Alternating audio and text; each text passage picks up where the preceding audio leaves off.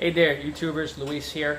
So I got a little bit of time today, so I said let me do a quick video on a topic that I've been, actually not really a topic, just kind of something that I've done over the last couple months that might be beneficial to anybody that's in business. So a year ago, over a year ago, actually no, yeah, about a year ago, my insurance company dropped me, and I had to go back to Progressive, and my insurance premiums skyrocketed. And it was a big kick to the balls. It was one of those situations that I was kind of like, wow, do I really even want to continue going on in business paying these sky high, premiums? So I had to make a drastic business decision, and that was taking equipment off the road, selling trucks. Layoffs came just because I couldn't justify paying 65 grand a year for a premium for 5 trucks. So I ended up downsizing from 5 to 2. I ended up just keeping both Dodges on the road. So fast forward, a couple months ago, we ended up switching from Progressive to Erie Insurance, and my premiums dropped substantially. And I said, all right, this is awesome, saving 8 grand a year. I'll take that any day. So I sat down and I started to think, and I said to myself, my expenses are still too high, and I need to find a way to knock them down. So, I wanted to cut expenses, but I also didn't want to jeopardize the quality of service that we have here. So I had to sit down and really think this through. So what I ended up doing was I ended up paying off my Kenworth. I took that off the road.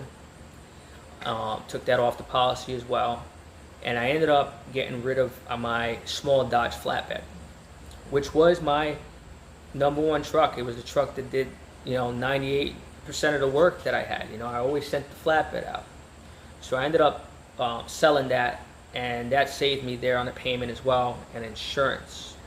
So between that, paying trucks off, taking them off the policies, I'm saving probably about $4,000 a month now.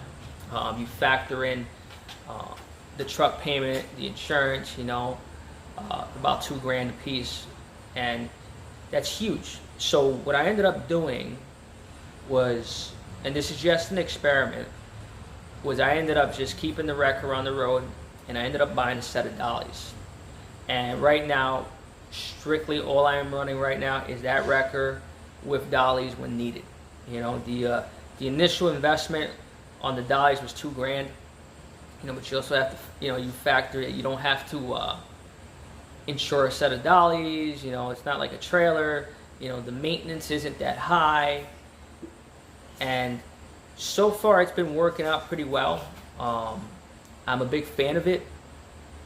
First, I was a little bit skeptical about slinging dollies, but once you get used to it, you get a routine. You end up doing it just as quick, or if not quicker, than a flatbed.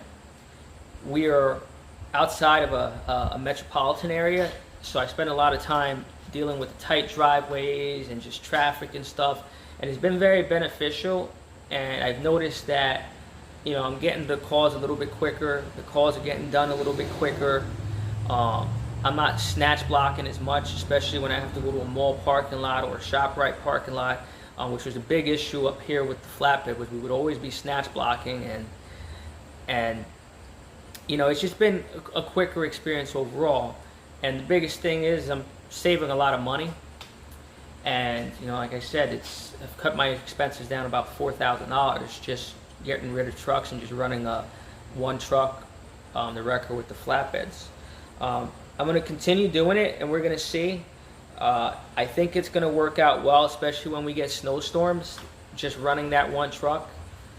Because that was the other issue, was during snowstorms, I would just do winch outs. I really wouldn't do any towing with the flatbed, with the wrecker, excuse me, because a lot of the stuff was all-wheel drive. So it's going to be interesting to see what we end up doing this winter. So, like I said, it's just an experiment. Right now, we are working on the Kenworth, and I'm going to shoot to probably put that back on the road by November. We're just refurbishing it. We're stripping it down, painting it. We just finished painting the deck last week. So, you know, she's just getting a bunch of 10 to 11 care and maintenance. And hopefully in the next couple months, that'll be back on the road. But as of right now, I'm going to run the wrecker and just build that bank account up. And one thing, too, I also wanted to touch base is that every business that starts off needs to start off with a plan, a business plan, but you're always going to make changes to those plans.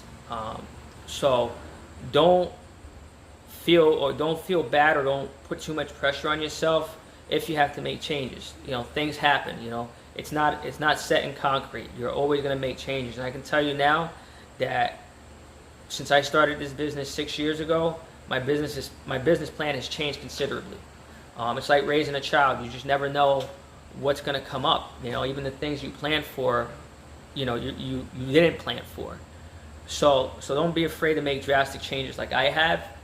I can tell you now that since I've knocked down my overhead considerably, that I'm not as stressed, and that's that. So if anybody's got any questions, feel free to, you know, comment, shoot me an email at onsite-towing14@gmail.com. And actually, one last thing too is that if you're going to cut expenses, don't cut expenses on repairs and maintenance, because that will come and bite you in the butt. That I am highly against. You know, make sure you're doing those oil changes when you need to do them. When something's, you know, try to get things fixed before they fail. If you see something's wearing out prematurely, address the issue, because it could lead to bigger problems. So don't skip out on it. Don't try and cut corners there.